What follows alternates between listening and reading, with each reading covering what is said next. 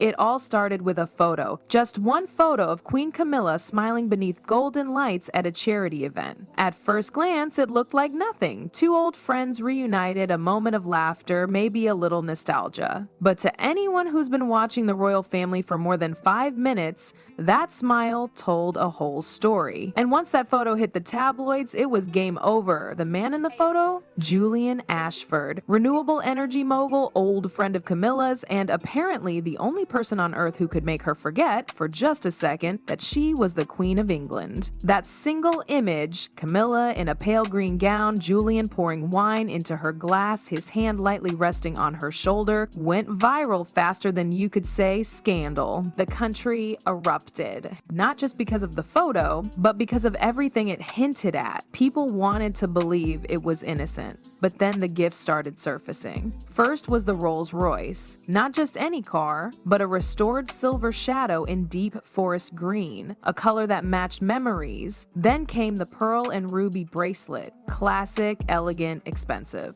And finally, a painting, a delicate watercolor of Wiltshire Fields, the place where Camilla and Julian once picnicked decades ago. These weren't just presents, they were memories wrapped in luxury, whispered promises packaged in velvet, and they were explosive. Now, let's be honest. Camilla is no stranger to controversy. She fought tooth and nail for her place in the royal family, clawed her way through decades of public hate, and finally stood beside King Charles with the title of queen. She won. But this was different. This wasn't some dusty affair from the 90s. This was now. And Charles, the man who gave up everything to be with her, was lying in bed, sick, fragile, while she sipped red wine with another man in front of the world. You'd think she'd come out swinging, call a press conference, release a statement, say something, but she didn't. Camilla went silent. No interviews, no statements, no public appearances, nothing. That silence, it was deafening. Because in a family where every gesture is scripted, every smile calculated, saying nothing is the loudest move you can make. Inside the palace, the walls were crumbling. Staff started whispering. A maid reportedly found the ruby bracelet tucked in a wooden box. Hidden in Camilla's private chambers, a driver noticed a luxury car registered under a friend's name in a London warehouse. Every quiet corner of Clarence's house had a rumor attacked. And worst of all, Charles found the newspapers. He saw the same photo the world saw.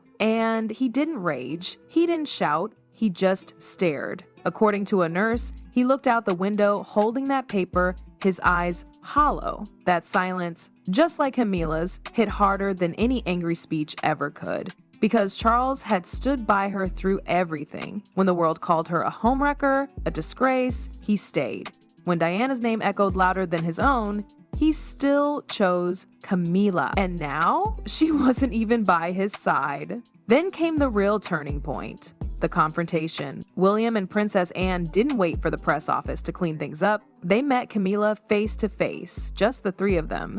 And what happened in that room wasn't royal. It was raw, personal, the kind of honesty the palace usually buries under titles and traditions. Camilla thought she was the queen, but in that moment, she was just a woman caught in the middle of a mess she couldn't spin away from. And the people who once tolerated her, they weren't tolerating anything anymore. Clarence's house was never meant to feel cold, but lately, Camilla could barely breathe inside its polished halls. The palace staff, always discreet, now moved around her like ghosts. No eye contact, no chatter, just the subtle stiffness that comes when everyone knows something they're too afraid to say. Her every step echoed a little louder. Her reflection in the gilded hallway mirrors looked older, more fragile. She wasn't the powerful queen anymore.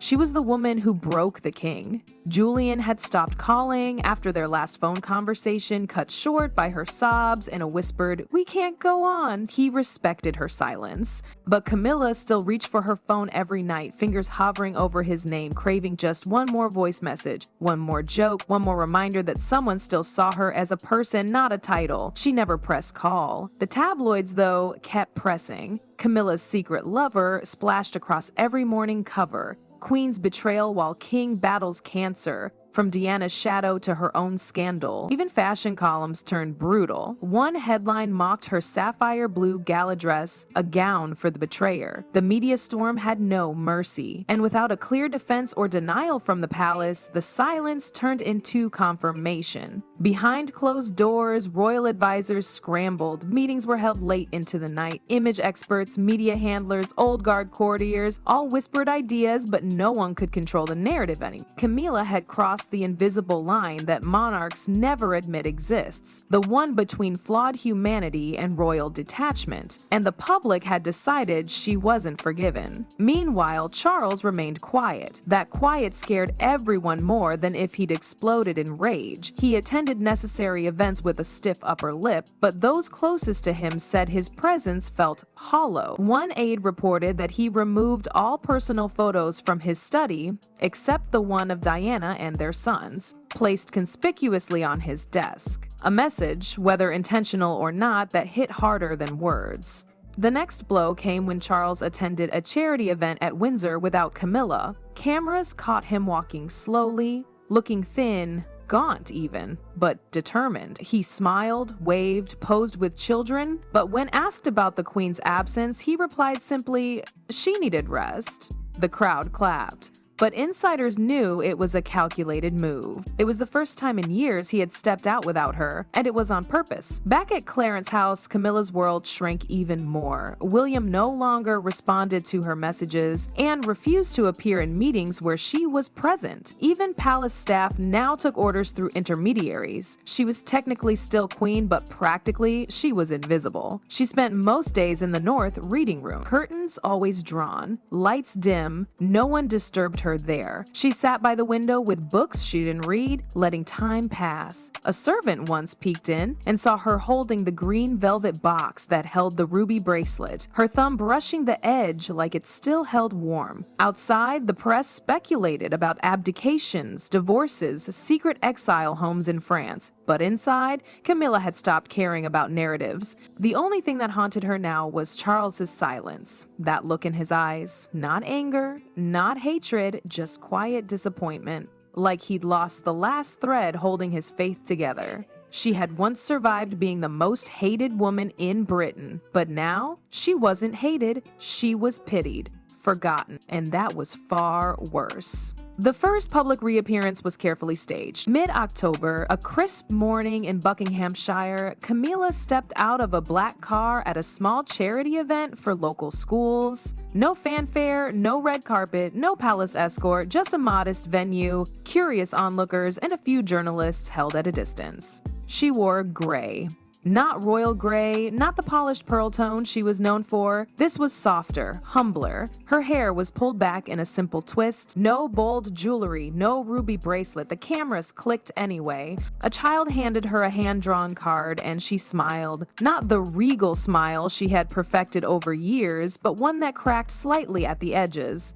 A hint of tiredness, of a person trying to hold herself together. It was brief. She stayed for just 30 minutes, posed for one group photo, then left. But it was enough. Headlines changed tone. Queen returns quietly, read one. Camilla faces the music, alone, said another. Inside the palace, her presence still stirred tension. Charles had begun hosting private audiences again. Diplomats, bishops, charity leaders. All without Camilla by his side. He never addressed the photos, the bracelet, the car, but action spoke louder. Her name was left off guest lists, her signature absent from joint letters. In palace protocol, that was a message. She was being phased out, not dethroned, but airbrushed quietly from the picture. Privately, she struggled with what came next. Julian had vanished from headlines, but not from her memory. She still saw flashes of him in quiet moments, his voice, his warmth, the way he made her laugh without calculation, but she didn't call. She couldn't. The cost was too high.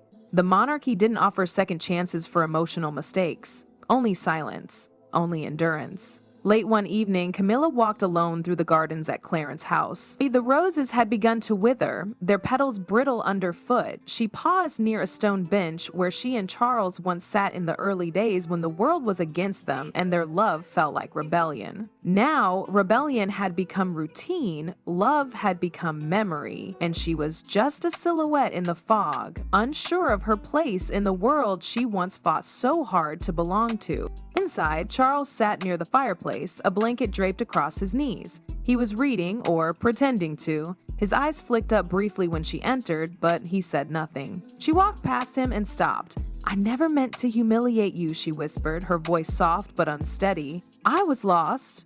Charles didn't move. "We all get lost," he murmured, "but not everyone drags the crown with them." Camilla's throat tightened. She didn't expect forgiveness, but she had hoped for something more than distance. She sat across from him, both staring into the fire like strangers who shared too much history to speak freely.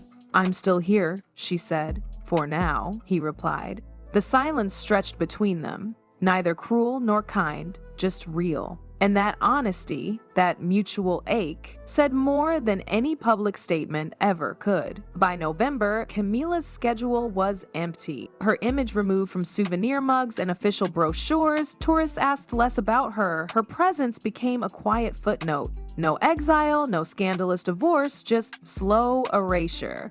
But in the reading room, where the afternoon light hit just right, she often sat at the same desk. She'd write letters never sent, one of them addressed to Julian, another to Charles, one just to herself. And on one page, left unsigned and folded neatly in her drawer, it read, "I stood by him when the world hated us, but when he needed me most, I wasn't queen enough. I was only human."